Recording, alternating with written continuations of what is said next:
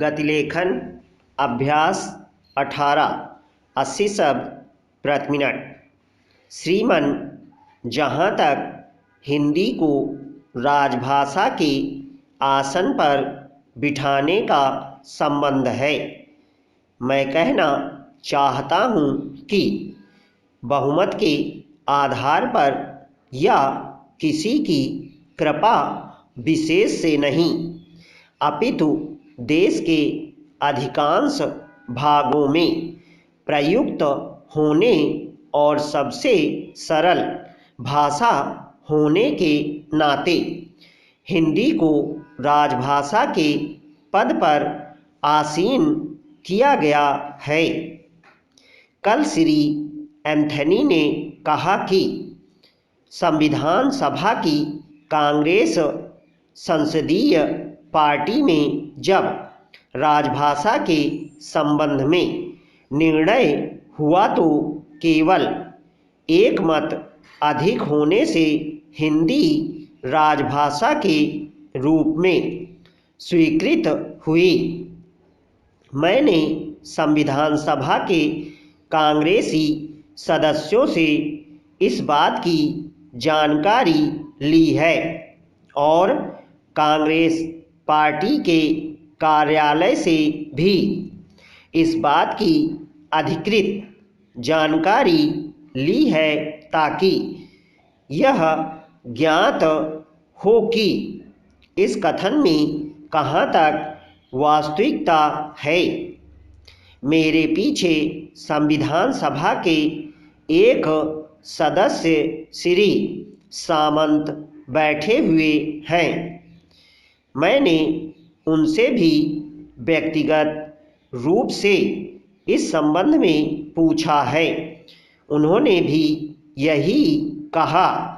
संविधान सभा और कांग्रेस संसदीय पार्टी का प्रत्येक सदस्य उसकी पुष्टि करेगा कि कांग्रेस संसदीय पार्टी में अंकों के संबंध में मतदान की स्थिति तो अवश्य आई और एक मत अधिक होने से हिंदी में अंग्रेजी अंक, जिनको अंतर्राष्ट्रीय अंक कहा गया, प्रयुक्त करने के प्रस्ताव को स्वीकार कर लिया गया।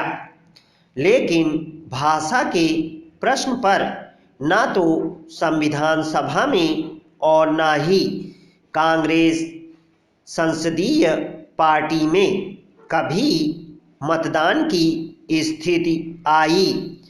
संविधान सभा में भी और कांग्रेस पार्टी में भी सर्वसम्मति से यह निश्चय हुआ कि हिंदी को इस देश की राजभाषा बनाया जाए।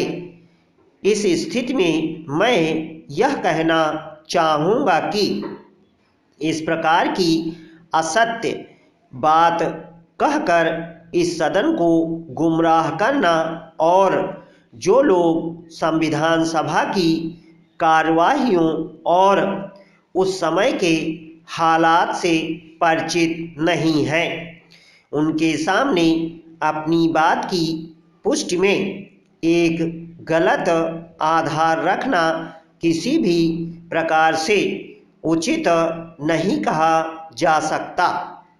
पिछले दिनों मद्रास में कुछ अंग्रेजी परस्तों का जो एक सम्मेलन हुआ, उसमें एक महानुभाव ने, जिनका नाम लेकर अपनी जिह्वा को मैं अपवित्र नहीं करना चाहता हूँ, कहा कि अंग्रेजी भारतीय एकता के लिए भगवान की ओर से दी हुई एक देन है।